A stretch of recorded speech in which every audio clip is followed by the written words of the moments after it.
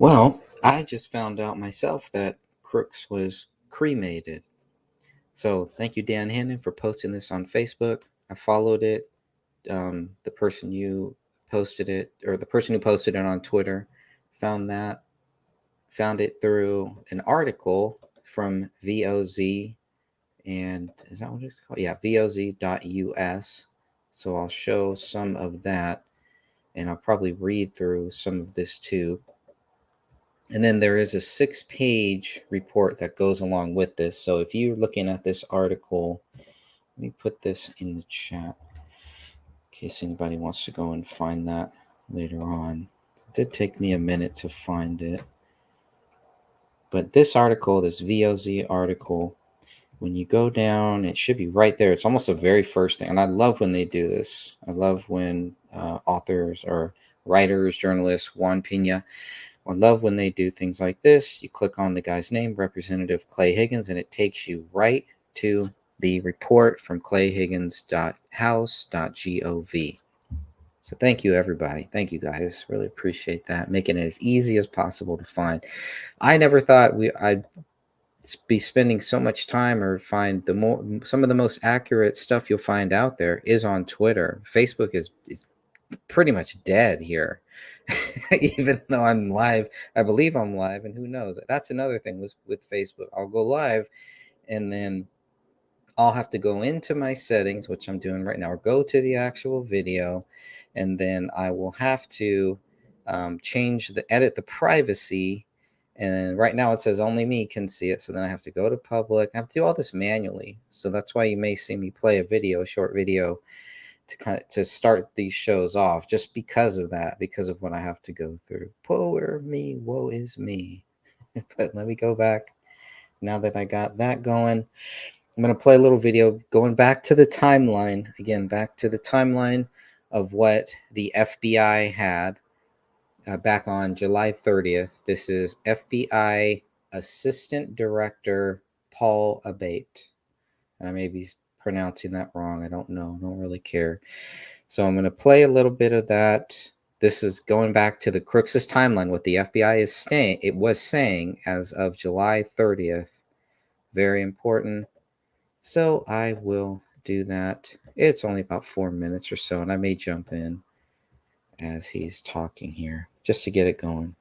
Next, I want to provide a brief highlighted overview of the timeline that has been established to date through witness interviews and other information. Again, this is our understanding at present and is subject to change and further refinement as more facts are collected. On July 3rd, the rally in Butler, Pennsylvania was announced. On July 6th, the shooter registered to attend the rally and performed a search for, quote, how far was Oswald from Kennedy?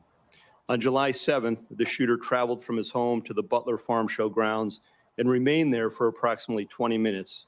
We assess this shows advanced planning and reconnaissance on his part. On July 12th, the shooter traveled from his home to the Clairton Sportsman Club, where he practiced shooting. On the morning of July 13th, at approximately 10 a.m., the shooter returned to the farm show grounds and remained there for about 70 minutes before returning home again. At approximately 1:30 p.m., while at the residence, the shooter's father gave him a rifle for the purpose, he believed, of going back to the Sportsman Club.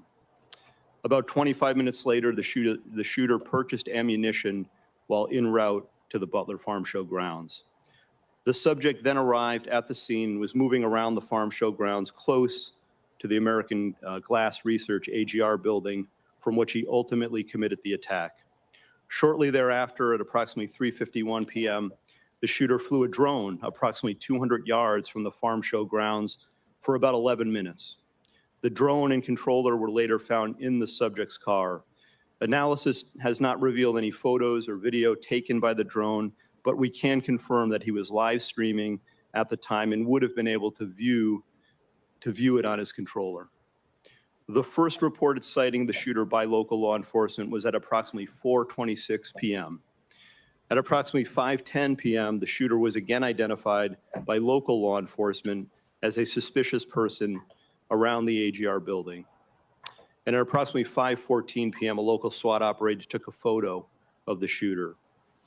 At about 5:32 p.m., local SWAT observed the shooter next to the AGR building using 5:14 p.m., a Let me go local back SWAT a little operator bit. took a photo Wanna at show 6 you. p.m.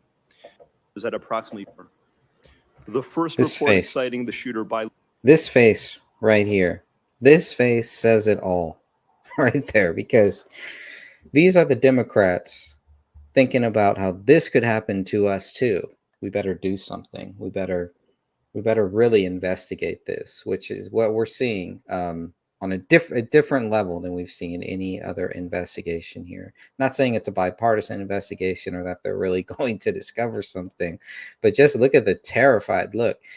These guys have got to be thinking this really isn't about Trump. This could have happened to us too. How do we, what is really going on? Whether you believe there were multiple participants, even if you don't believe multiple shooters, it's hard for me to believe that this was just Crooks, just some lone gunman who got all of this off by himself, pulled all of this off by himself. And the look on Dick Durbin's face, just to me, kind of explains it all.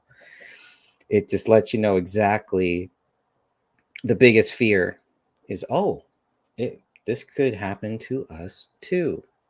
And how the heck does this happen? local law enforcement was at approximately 4:26 p.m. At approximately 5:10 p.m., the shooter was again identified by local law enforcement as a suspicious person around the AGR building. And at approximately 5:14 p.m., a local SWAT operator took a photo of the shooter. At about 5:32 p.m., local SWAT observed the shooter next to the AGR building using his phone, browsing news sites, and with a rangefinder. At approximately 5:38 p.m., the photo of the shooter taken earlier was sent to local SWAT operators in a text message group. Subsequently, approximately 25 minutes prior to the shooting, the U.S. Secret Service command post was notified of a suspicious person. Officers lost sight of the subject from approximately 6:02 p.m. to 6:08 p.m., but continued to communicate with each other in an attempt to locate him. Recently discovered video from a local business shows the shooter pulling himself up onto the AGR building rooftop at approximately 6:06 p.m. And at approximately 6:08 p.m., the subject was observed on the roof by local law enforcement.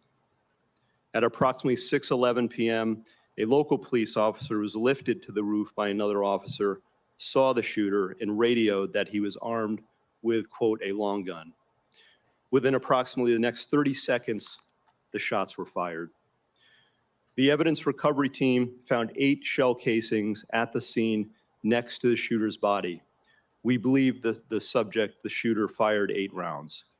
While the investigation has not determined motive, the investigative team continues to review information from legal returns, including online and social media accounts. Something just very recently uncovered that I want to share is a social media account which is believed to be associated with the shooter in about the 2019-2020 timeframe. There were over 700 comments posted from this account.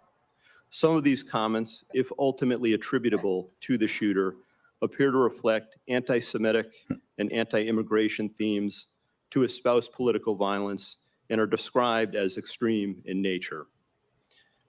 While the investigative team is still working to verify this account to determine if it did in fact... I thought that was pretty interesting too. He says anti-Semitic and anti-immigration. It's hard to believe those two going hand in hand here. It's to different. determine if it did in fact belong to the shooter. We believe it important to share and note it today, particularly given the general absence of other information teams This to is espouse another political thing. violence and are described as extreme in nature. While the investigative team is still working to verify this account to determine if it did in fact belong to the shooter, we believe it important to share and note it today, particularly given the general absence of other information to date. So they're sharing something that is speculation that they're not even sure of. And that's where you kind of wonder, why are they sharing this when they're not sure of it? And then there's other things that they're not sure of too. Like, did this guy have help? How did this guy have a bike and a car and possibly a van all at the same time? Obviously can't happen. So what they're willing to speculate on and what they're not willing to speculate on is a big tell. It makes one think that, okay, well, they must be hiding something, or why they're trying to feed me this stuff. But what they're trying to feed me here is that Crooks was anti-immigration, and he didn't like the Jews. At both at the same time. I'm not saying it's not true or anything, but it's just it's a weird combination. But they also want us to make sure that we know that this guy was not just looking at Trump, that he was looking at Biden, and he was researching JFK and Oswald and all this other stuff that they know for sure. But they have this other account, another Facebook account that they're not really sure of, or another social media account that they're not really sure of who it was, but they want to make sure to put that stuff out there to make sure people realize that this guy didn't like the immigration policies, I guess, and also he didn't like Jews. So they really want to get that out there. That's really going to make some people who also hate Jews, it's going to make them try to relate to this nutbag. And those people are pretty nuts anyways. But from social media and other sources of information that reflect on the shooter's potential motive and mindset. So that's the only potential motive and mindset that they have here. And then he's going to say these are the facts that we know, but they're not the facts. It's what he just said was pure speculation. Facts, in part, that the investigation has revealed to date. While the shooter is dead, our work is very much ongoing and urgent. And that's where we cut to. Okay, where the shooter is dead, and now we have not only is the shooter dead, but the body's gone. The body is missing or cremated here. And I'm going to read a little bit of this from voz.us. And the body's gone. It's all gone. So let me just share this one. Okay, VOZ. Congressman claims FBI committed obstruction for authorizing the cremation of Thomas Matthew Crooks, the man who tried to assassinate Trump. That's what I'm going to read a little bit of this here. And please read the whole thing. If you just click where it says rep and then it says Clay Higgins, if you click on the Clay Higgins text, it will take you directly to the actual document, which is what I really want to read. Let me read a little bit of this, though, from One Opinion. This was from August 16th, 2024. And thanks again to Dan Hinnon for posting this on Facebook. And I saw it and was able to go down that rabbit hole and get to the actual document here too.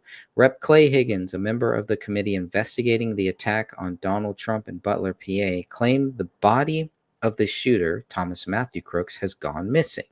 Higgins accused the FBI of returning the body to the family, which had him cremated prior to congressional analysis. Wow. Well, so much for the autopsy. Not saying that they didn't do it. I'm guessing they probably did an autopsy. And once I get that, I'm definitely going to have Catherine on to try to get her thoughts on the autopsy, because the line of fire, the shooting, where the shooting happened, all of that is very important stuff. And I'm always curious to see what they said, right? We should see an entrance wound here and an exit wound out the back or through the neck or something like that, right? Or through the back of the head, whatever. But that's what we want to see. That's going to be a big thing. It's the Oswald thing. Again, we're back to the Oswald thing. So there's so many ties between this and between JFK's murder. It just looks like God made sure Trump survived this, because only God can do that. Okay, I'll read a little bit more. Higgins said, it is disturbing that the agency prevented further investigation and analysis of the shooter's remains as planned. So they had planned to do that, and then they went ahead and cremated him. My effort to examine Crooks's body on Monday, August 5th, caused quite a stir and revealed a disturbing fact.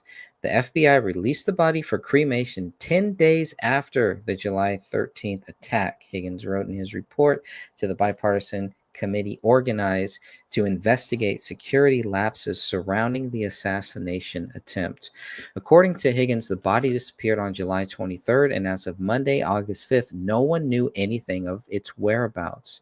Higgins described the FBI's actions, quote, as an obstruction to any following investigative effort. He qualified that although it was the coroner who released the body, this would not have occurred without the FBI's permission. Rep. Higgins lamented that now the investigation conducted by Congress only to be able to examine the elements that the FBI will provide. Let me read that again. Rep. Higgins lamented that now the investigation conducted by Congress only to be able to examine the elements that the FBI will provide. So maybe a typo in there, unless I'm reading it wrong. It's after work. It's late for me. The evidence is comprised of images and reports from the local coroner and the federal agency. An unusual procedure.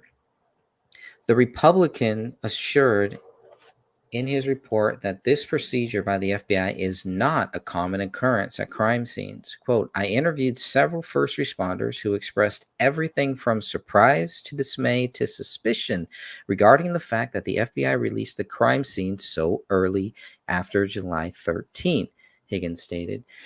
He adds in his notes that the FBI knew full well that the U.S. Congress was conducting an investigation into the motives that allowed Thomas Matthew Crooks to fire from such a clear position at Donald Trump. That's the key thing right there that we all know. We knew that from, I mean, anyone could see that if you want to see it. Even that you could look at Dick Durbin's face, the congressman's face, and he wanted to see that. Yes, that would be great, Catherine. I'd love to even hear your thoughts on the fact that they've already cremated this guy, and there's no further need to. There's nothing else that can do. There cannot be a second autopsy or anything like that, which is probably what we all want to see. This just it reeks of JFK all over again. I'm sure we're going to get some type of autopsy report, and when we do, I would definitely want to have you on that show. And if you're up for it, if you have time, if you want to jump in here, please feel free to just let me know. I'll drop the link in the chat. This is what I know right now, which is not really so much. Catherine says, like the saying goes, it's easier to apologize than it is to ask permission. Yeah, you're so right on that. You're so right on that. Sorry, got a call there. Okay, let me keep reading here. But it's just crazy how they would just do that. It's not surprising, I guess, but what is surprising is that we have another 6-page FBI or federal government document from the congressman. This article really covers it pretty well so far. So the FBI cleaned up biological evidence from the crime scene, which is unheard of, Higgins wrote. Cops don't do that ever. So in the same report, Higgins complimented the work of local law enforcement. In his report, the Republican representative assures that those gentlemen had nothing to hide and they were 100% accommodating, despite my rather intense demands on their time and resources due to the compressed schedule I was working with. Well, yeah, what's more important? This is all they should be doing. This is all they should be doing is focusing on this, getting as much of that information to the people that need it, which is Congress, not just the feds, because we've seen how that works out. The Secret Service really bungled this. So getting everything from the local law enforcement was one of the smartest things, one of the best things that these congressmen could do and did. And that is their focus. They've gotten a lot of data directly from local law enforcement who was there that day. They got the plan before the shooting, and then they got some of the text messages during that day and everything, and then they also got the after action report, which is the local law enforcement version of what happened. It's about 23 pages and it's awesome. It really gives you a very clear understanding of what local law enforcement, what their version is, which is a lot. It's just like the FBI, the Secret Service, they are holding back so much. So it's crazy. Catherine says, The police are not trained to clean a crime scene. Yeah, I believe that. Let's see. Higgins also gave some details about the shooting and the shooter who took Crooks' life. It was a member of the Butler Police SWAT team. Oh, cool. I need that. Who took down the shooter with 2 shots. See, I thought I heard 1 shot. It was 1 shot. There was someone who shot on the ground, and then there was someone who shot the sniper. So now it's a member. I mean, it was a member of the Butler Police SWAT team. See, I don't know. I'm so confused now because they said at first it was the Secret Service person. So who is it? So this is just crazy. I don't know. I'm gonna have to read Higgins's full thing here. It's 6 pages. I'm so confused. So confused. It's part of the reason why I'm just decided I'm just gonna write a short book on this because I'm gonna document this anyway. Might as well just put it into book form and then have Catherine edit it and make it sound nice. Make it work. FBI denies any obstruction. Following the statements made by Republican Representative Clay Higgins, a spokesman for the FBI, sought to contradict the congressman. In statements to Fox News, is there a video here? I wish there was a video. In statements to Fox News, the federal agency rejected all allegations made by Republican Congressman Clay Higgins. The spokesperson added that any suggestion that the agency is interfering with congressional efforts to investigate the assassination attempt is inaccurate and unfounded. The FBI assured that Crooks's body was released to his family in coordination with the Butler coroner's office in accordance with normal procedures. So who has, Catherine, maybe you know, who has the power in that case to release Crooks's body from the coroner? Would it be the feds? Would it be local law enforcement? Maybe that's what you put in there where you said police are not trained to clean. That's different. Police are not trained to clean a crime scene. So that is that whole article right there. That is just what that article is really good. But now I want to go to the actual 6 pages, the 6-page report here, which I have not read. Again, I didn't even know this was even out there. So I'm so glad I found this because I really need this. 6 pages. So we'll see how much I can get through with this. Okay. So this is the subject, the preliminary investigative report to Chairman Mike Kelly. Did I put this one in the chat? I don't know if I did or not, but this is the actual document. If I didn't, I'm just going to do it again. But this is the actual document. So this is really, really good. Oh, be careful. All right, my friend. Stay safe. Stay safe and blessed. So this is the actual 6-page document that I thought was, I love this stuff. I love to hear it directly from them. Subject, preliminary investigative report to Chairman Mike Kelly, Investigative Authority, House Bi-Partisan Task Force on the attempted assassination of former President Donald Trump. Author of preliminary report is Congressman Clay Higgins. The date is August 12th, 2024. So 7 days ago. And there's a special note here. This report is preliminary, not conclusive. The preliminary observations are considered sensitive, confidential, and intended for investigative purposes. The investigation is ongoing. So I don't know when this was actually made public then, but I guess maybe on the 16th. And that's when that journalist actually got a hold of it. So let me keep reading a little bit of this here. And again, this is from Louisiana, Congressman, right? Yeah, of the Louisiana, the 3rd District, Congressman Clay Higgins. Let's read a little bit of this. Higgins just reminds me of Magnum PI. After appropriate arrangement through the Congressional Office of Task Force, Chairman Mike Kelly, whose district encompasses Butler County, Pennsylvania, wherein the assassination attempt occurred on July 13, 2024, heretofore referred as J13. I traveled to Butler County on Sunday, August 4, leaving the area on Tuesday, August 6. During my time on the ground in PA, I was able to focus about 20 hours on my initial investigative endeavor. As always, my investigation was focused on hard evidence and facts, specific observations, guided by instinct and experience. My overall mission was to personally observe and investigate the available crime scene site, along with consideration of both anticipated and unanticipated interactions with witnesses, the crime scene landscape, hard evidence, co- corroborative evidence, and circumstantial evidence.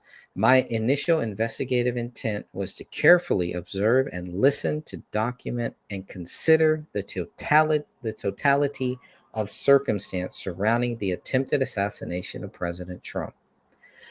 Be calm, move slowly to the center, and just let the crime scene talk to you. This was advice to me as a young patrol cop from a renowned investigator many years ago. That was my purpose as I traveled to Butler, to let the crime scene talk to me. In many ways, this preliminary report is essentially what the crime scene told me when I listened. Mr. Chairman, our task force has a tremendous responsibility to reveal the full truth, whatever that truth may be, to the American people. And our TF has been granted full congressional investigative authority. Confidentially, I was on the ground in Butler, Sun Mun Twos, as clarified above. I was accompanied and assisted by retired SWAT operator John Chaitin, my congressional district director. Prior to Congress, I served with District Director Chatham in law enforcement for many years. I was fully supported by your office, and my 20 hours of uninhibited, intense investigative effort was quietly and extensively supported by local law enforcement leadership. It is important to note that Pennsylvania law enforcement is coordinated a bit differently than most sovereign states. During my investigation efforts in Butler County, I was greatly assisted by ESU Commander Edward Lenz and Butler County District Attorney's Office Senior Detective William Mayhew. The Butler County Emergency Services Unit is a well-established, well-equipped, and trained tactical unit drawn from tactical officers across the country who serve in various police departments. ESU is the equivalent to a combination of traditional Sheriff's Office SWAT and SRT, Special Response Team. Butler County ESU handles all tactical missions for the county, including missions that interact with visiting law enforcement agencies like U.S. Marshals, ATF, FBI, ICE, and USSS. Security for J-13 was controlled by the United States Secret Service, and local law enforcement assistance for the United States Secret Service was coordinated through ESU. This coordination included shared responsibilities for tactical teams on and around Butler County Fairgrounds, where the J-13 rally was held. The BCFG is commonly called the Farm by mainstream media. ESU also coordinated non-tactical operator law enforcement assistance for J-13, patrol officers in the larger area handling traffic and crowd control, as well as staged at various points as response units should there be a need. Protests, fights, vehicle crashes, etc. are all responsibilities at large events like J-13.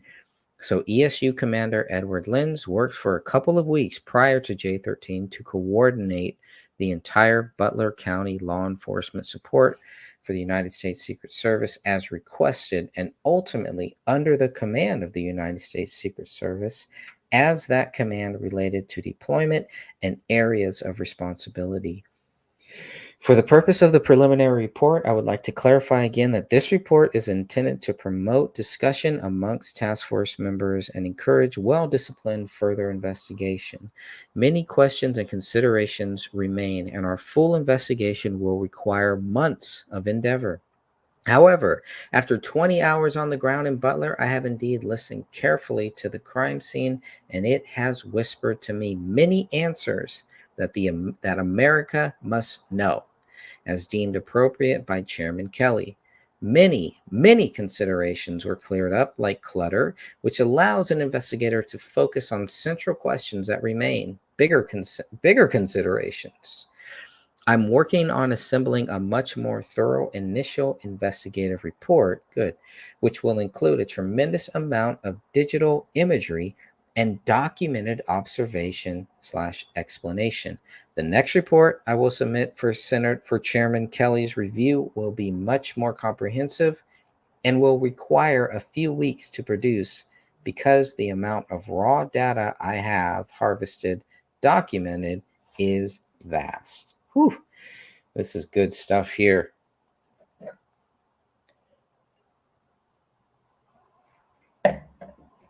All right, let me continue on. Observation of notes, still on page 2.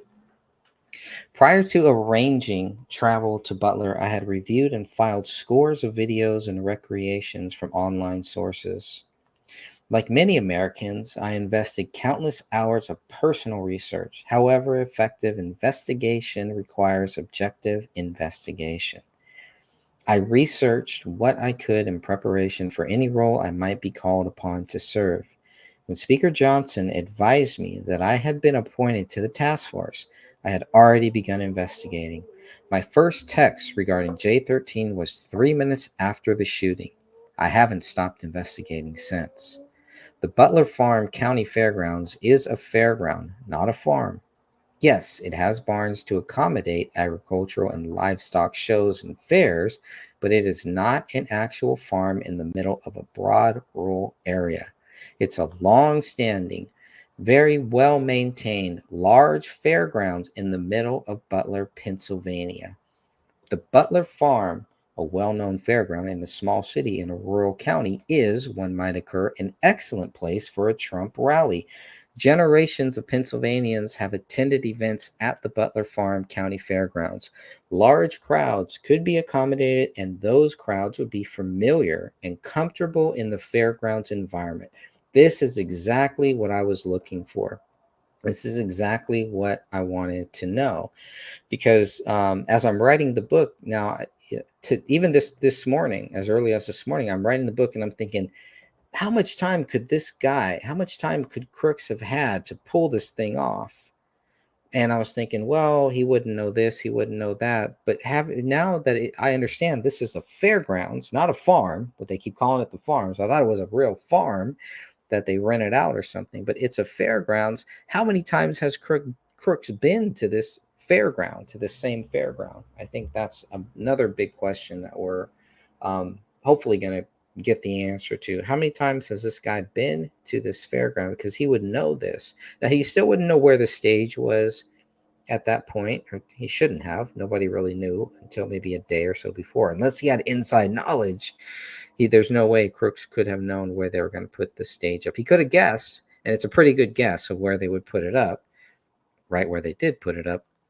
But there's no way he could have 100% knew exactly where that stage was going to be until they started building it one day prior, unless he knew someone in local law enforcement who had gotten the plan of where the stage was going to be, which would have been around July 8th or July 9th.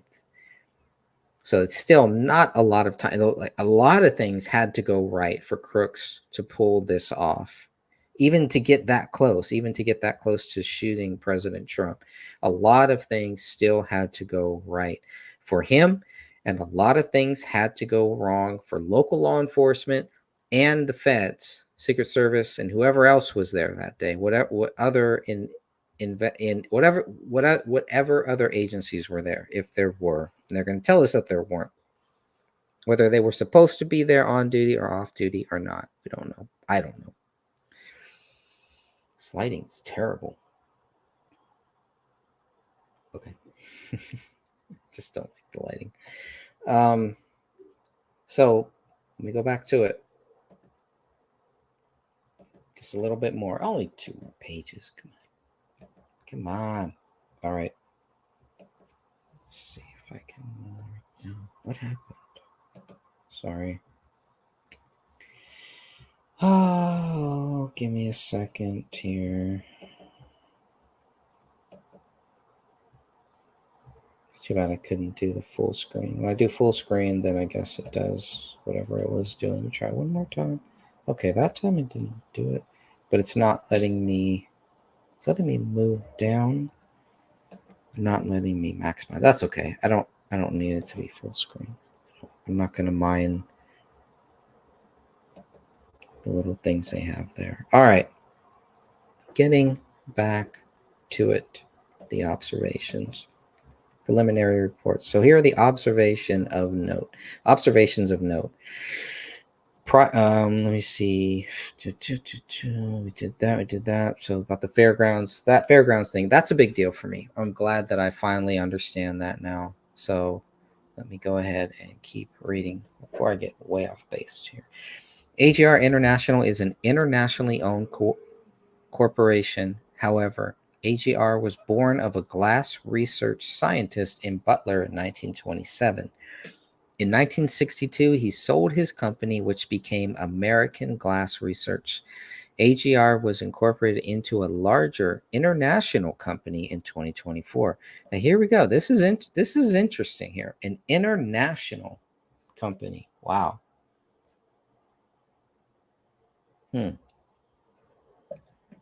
For American Glass Research. It's just something strange there.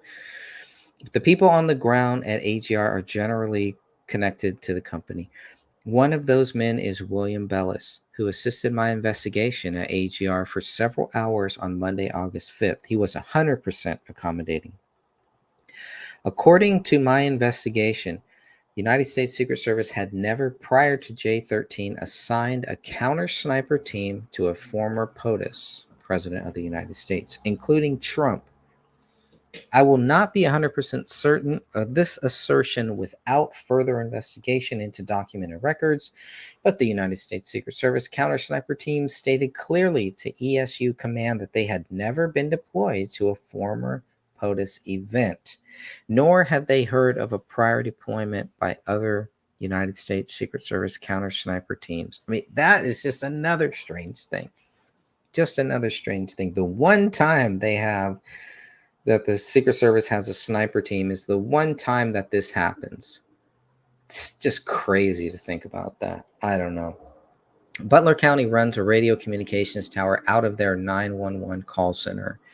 That is pretty much the way radio communications work across America in every county, in every state. If their radios are interoperable, a visiting law enforcement agency is assigned to a frequency, a channel, for their operation while in that county. If their radios are not interoperable with the county communications tower, then the visiting agency is assigned / offered actual radios to use while they are running their operation in the county. And maybe we're going to hear more about this, and that this is where the Secret Service could have had access to these, and did they have access to these radios? Whether the local law enforcement knew that Secret Service did or not, or the Secret Service may have some technology that they don't even need that. They can find your frequency. Don't worry about it. We got your back. We got you covered. In the shadows, United States Secret Service did not retrieve the radios that had been set aside for them by Butler County Tactical Command. That's a big, big deal right there. The U.S. Secret Service did not retrieve the radios that had been set aside for them by Butler County Tactical Command. Wow. The radio comms were properly and perfectly arranged during the extensive pre-mission planning.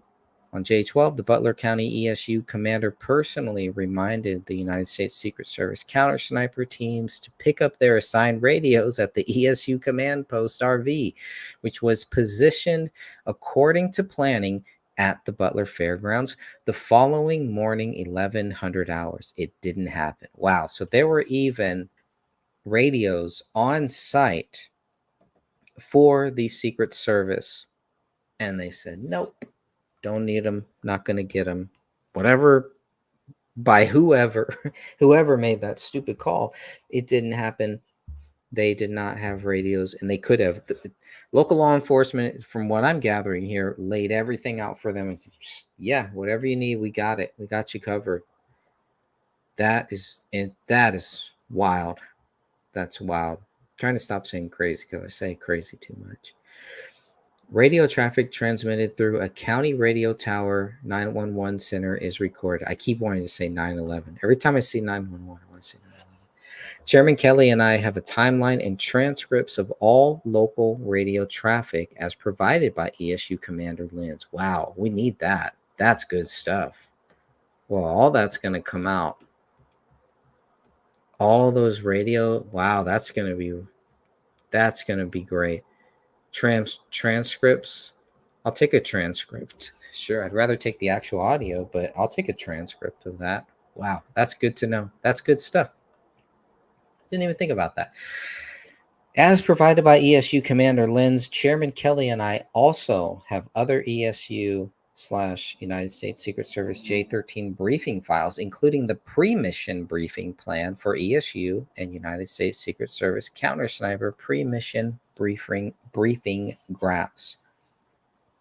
There are videos circulating on the internet that appear to show a muzzle flash from inside the AGR building from the window below Crooks' firing position on the roof of the AGR building. What? I carefully examined this window inside and out, and I interviewed the AGR employee who had worked in that small office area for many years. That window does not open and has never opened. The muzzle flash from inside that window was either a digital fabrication or an iPhone light or iPhone camera flash reflected from the glass of the window. Yeah, that would have been crazy. And we're going to see a lot of this because part of the plan, whenever they do these things, whenever these type of events, let's just call them events, happen, there's going to be one of the biggest things is to put out the false stories, put out those false theories out there so that when you debunk those, then nobody pays attention to the real stories that they just they subconsciously associate it with them. That, oh, well, this story was fake over here, so this one must be fake too. That's part of their program, part of their plan. Happens all the time. I mean, if you have even done a minimal research on JFK and you read this stuff and you look at all these things that they're telling us, you will be forced to see the the similarities, and you will be forced to think about, wow, okay, where have we seen this script before? So wild. Wild is going to be my new word. Okay, that is wild because I haven't heard about this muzzle flash that appears to be coming from inside. Crooks did not have a ladder at AGR on J13. That was another big one too, because there was a ladder filmed there, but that was just a ladder on the building. They still are saying, well, he didn't use that ladder. The ladder is just there. It's just set up. And then there was a second ladder. There's a black ladder that was also there too. So it's just all fascinating to me. All fascinating to me. So he said Crooks did not have a ladder at AGR on J13. He accessed the roof by climbing onto an air conditioning unit. I reenacted his climb with no problem. Boom. I have not yet investigated Crooks' origins, how he came to be a shooter, how he manufactured a remote trigger bomb, etc. Well, he's in that BlackRock commercial. The BlackRock connection is, you cannot ignore the fact that this guy was connected with BlackRock in any way. And how does he get this remote trigger bomb? How does a guy like that learn how to do that? It's just the same old terrorist script that we've seen. Nuts. Wow. So I have not reviewed the harvested evidence, nor have I examined his home, his vehicle, spoken with his family, his neighbors, his classmates, examined his computer, his emails, or his closet. I have not investigated the life and actions of Thomas Matthew Crooks outside of his actions on J13. But I will. We will. We're just getting started, Mr. Chairman. 8 shots were fired by Crooks from his firing and dying position on the AGR rooftop. The position provided excellent concealment for Crooks from the northern counter sniper team due to the foliage branches of 2 trees. This is another thing of how could this guy have known where to go? He just said, oh, this is like a good spot up there. No, this is a premeditated thing. A highly coordinated plan. And there's no way that this 20-year-old kid would have been able to pull all of this off by himself. I'm just not buying that. I just cannot buy it. I'm not scared to be wrong. I just do not buy that. It does not make sense to me. I'm going to look into it, and if there's evidence of it, if it comes out like that, then whatever the truth is, that's what matters. What happened here? I'm just not buying the lone gunman theory. And yes, it does have to do a lot with some other cases too, because it looks like the same script. It doesn't mean that it is, but I'm trying to be as open-minded as possible, but the bias will always be there just because of other cases that I've looked into, and it's specifically the JFK one, which is I don't believe you.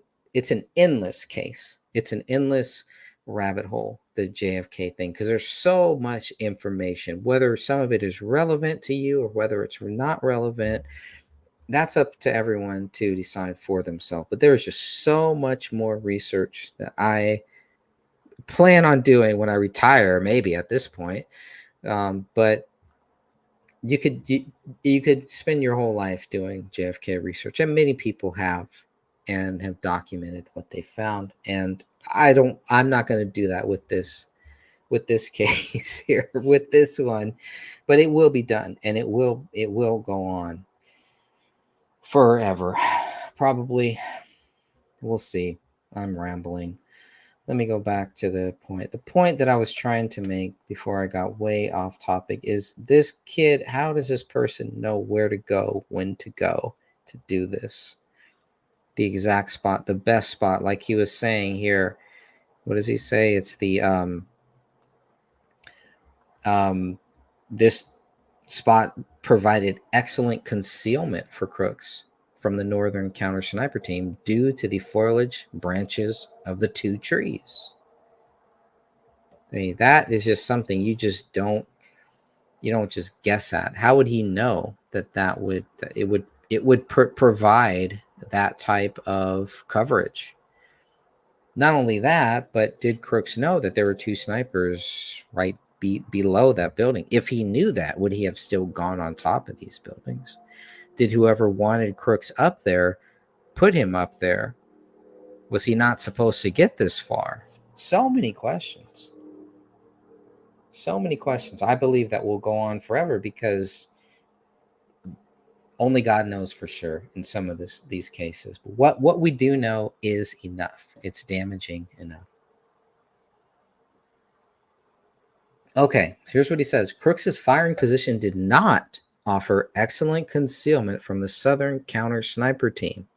However, it should be noted that the would-be assassin perfectly positioned himself to minimize the threat of counter fire from the ground or the USS counter sniper teams. Crooks' firing position was also several feet back from the actual peak of the AGR rooftop. By choosing this position, Crooks effectively minimized the skyline profile of his head and upper body. So a couple things here that he was perfect, like he says, he was perfectly positioned himself to minimize the threat of counterfire from the ground or the counter sniper teams. So Crooks knew where these counter sniper teams were. He positioned himself there. We know that Crooks had a drone there earlier that day, the same day, which is weird. And so I got to go back and see what time that drone, because Crooks had the drone, he flew it around the fairgrounds, and then he went back home. Brought the drone back home, according to the official story of what they are saying. So I need to see what time that was, because that should not be before. That should be before. Let me clarify. When Crooks was flying the drone, it should be well before the snipers took their place around 11 a.m. It's got to be. It's got to be, right? We'll see. I'll go back and check that out. But it would have to be. It would have been a bigger deal by now, I think, if it wasn't. Okay, so he's got the perfect spot. He just happens to know what the perfect spot to hide from these two sniper teams are. He may not know about the two sniper teams right underneath him. And then apparently there's another sniper team across the way, the Washington County. They have their own sniper too, according to the local law enforcement 23-page document. So Crooks' firing position was also several feet back. Okay, we covered that. So he knew exactly where to go, or somebody made sure to let him know exactly where to go. All 8 casings were recovered and are allegedly in proper possession of the FBI. Oh, that's not good. I will need to examine all the physical evidence that has been harvested by law enforcement and is in the possession of the FBI. All of it. Yes, he wants the bullets. He wants those casings. He wants all of that.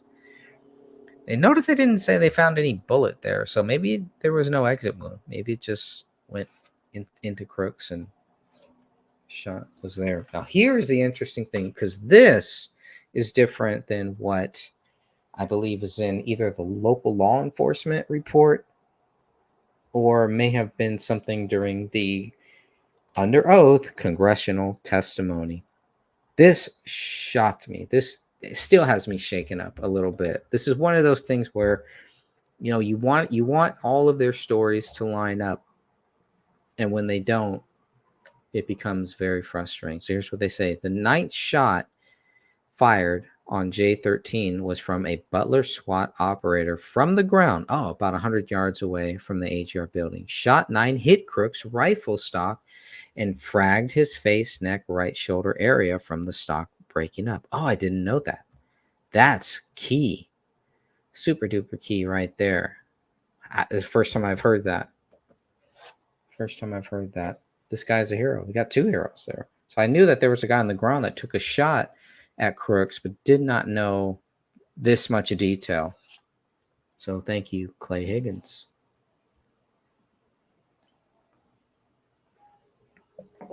Maybe the nephew. The SWAT operator who took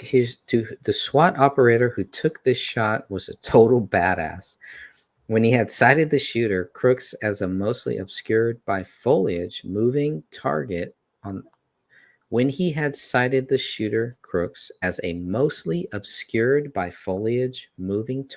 the AGR rooftop, he immediately left his assigned post and ran towards the threat, running to a clear shot position directly into the line of fire while Crooks was firing 8 rounds. Wow.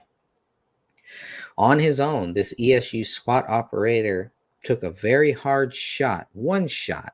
He stopped Crooks, and importantly, I believe the shot damaged the buffer tube on Crooks's AR. That's key too.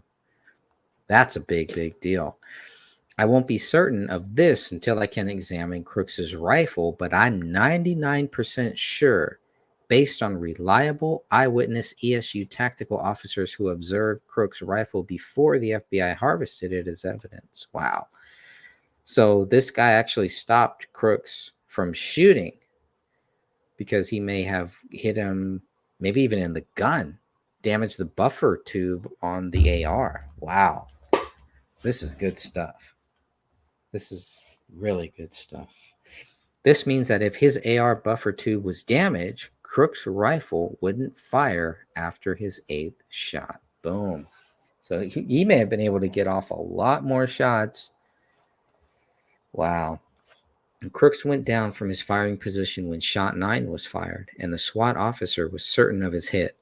According to the ESU SWAT operator, Crooks recovered just a few seconds and popped back up. The 10th, and I believe final shot, was fired from the Southern counter sniper team. I will not be 100% certain of this until further investigation. However, I am quite sure that the United States Secret Service Southern counter sniper team fired the killing shot, which, according to my investigation, entered somewhere around the left mouth area and exited the right ear area. Instant over. Oh, I need Catherine here. So that I'm gonna make a note of that to share with Catherine later on. That is what I was looking for. It's exactly what I want. The stuff that I want her to look at. Things like that. Instant over. This entry exit aligns with United States Secret Service counter sniper team position. Okay, so it goes entered somewhere around the left mouth area and exited the right ear. Damn.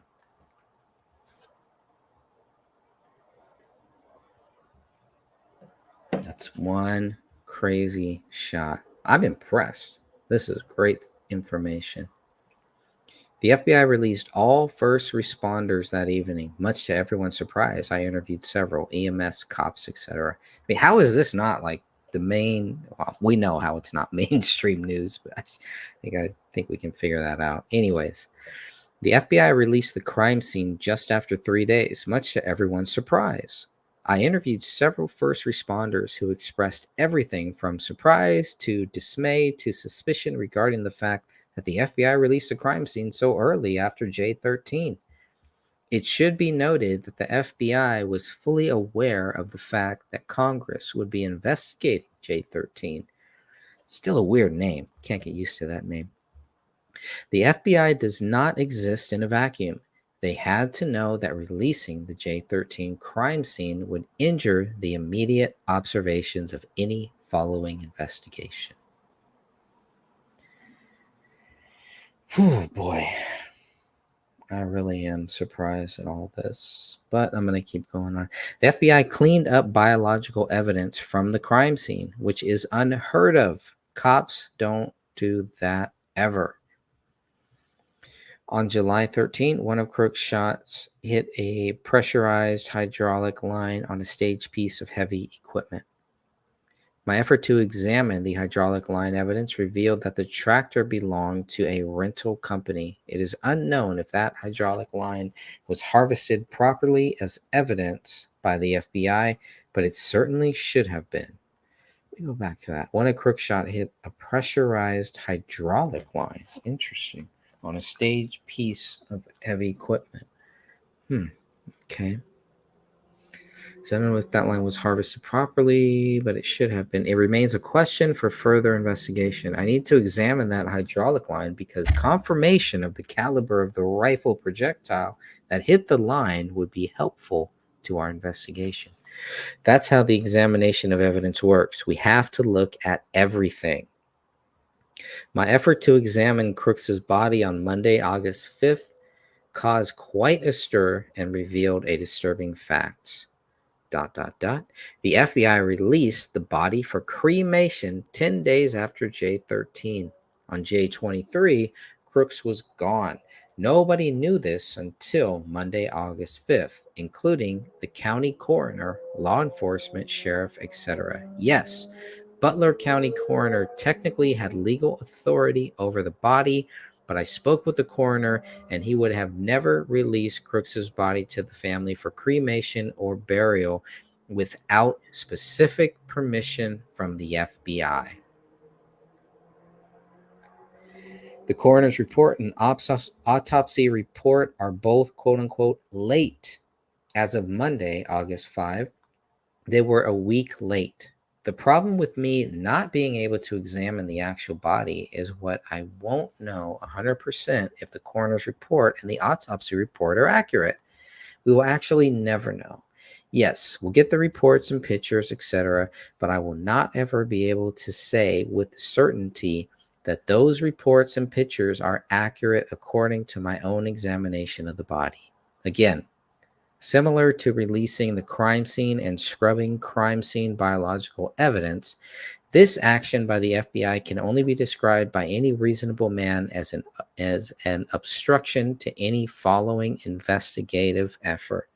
Please note, Mr. Chairman, that on J23, the day that Crooks was cremated, both the Homeland Security Committee and Oversight Committee had begun House Committee jurisdictional investigation into J13, and Speaker Johnson had already stated that he was forming an official congressional investigative body. Why, then? By what measure would the FBI release his body to the family for cremation? This pattern of investigative scorched by earth by the FBI is quite disturbing, is quite troubling.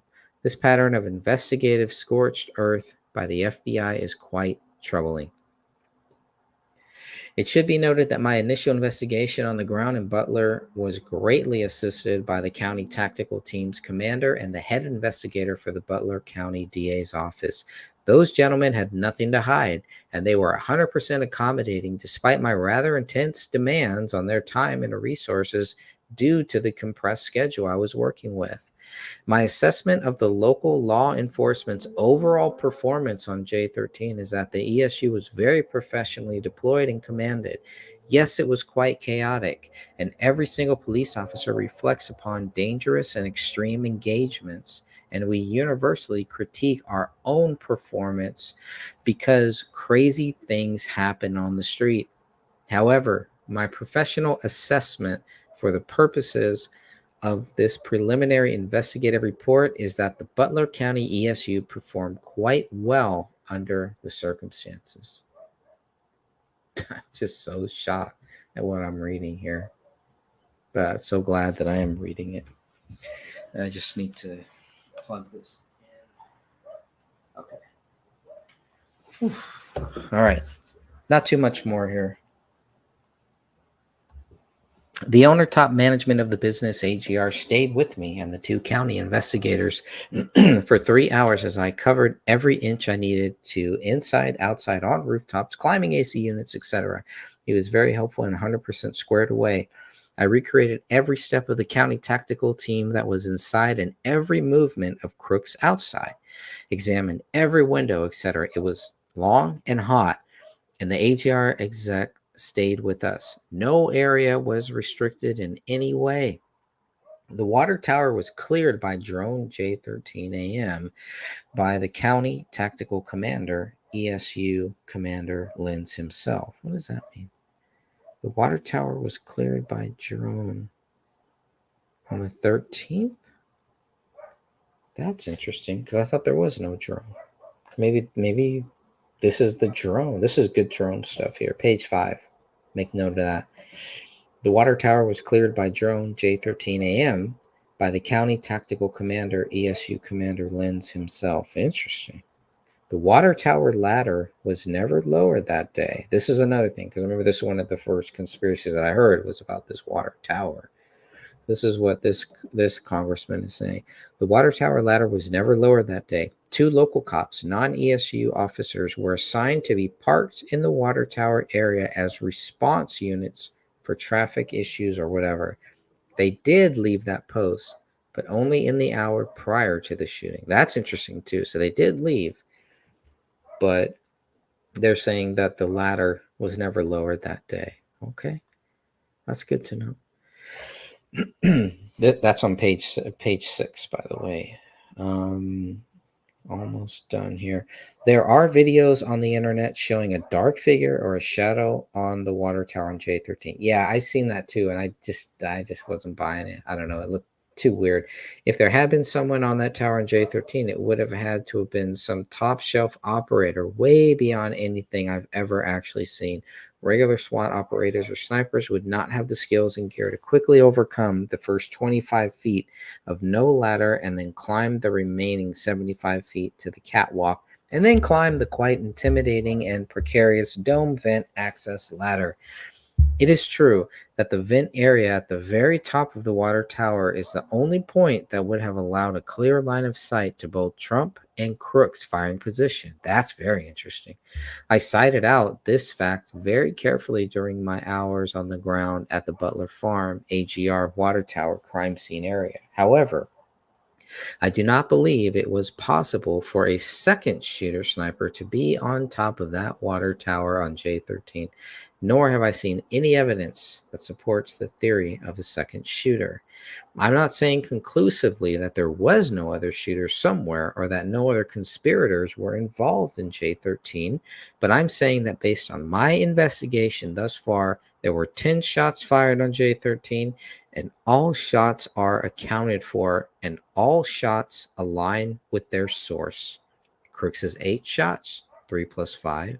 ESU SWAT 1 shot.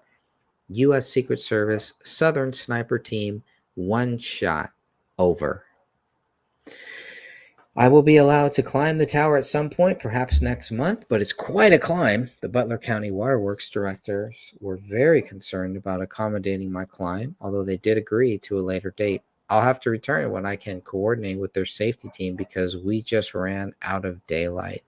But Butler County Waterworks was cooperative, and I got a very close look at the water tower on Monday, August 5. Mr. Chairman, many questions remain, yet several theories have been examined and several questions have already been answered. I am prayerful that our task force can move forward effectively and professionally, guided by our shared love for America and our determination to seek full truth.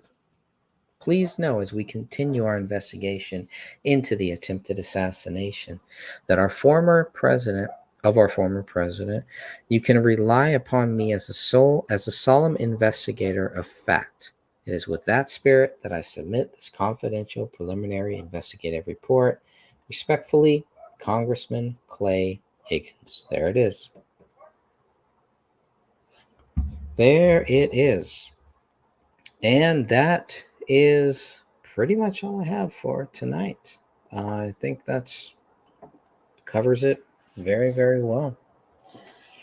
All right. Well, I'll be back. I was going to cover the impeachment. The U.S. House of Representatives is requesting the impeachment of. They have a report on the impeachment inquiry of Joe Biden. Finally. And they say that there is more than enough to show that Biden is guilty. Biden should be impeached.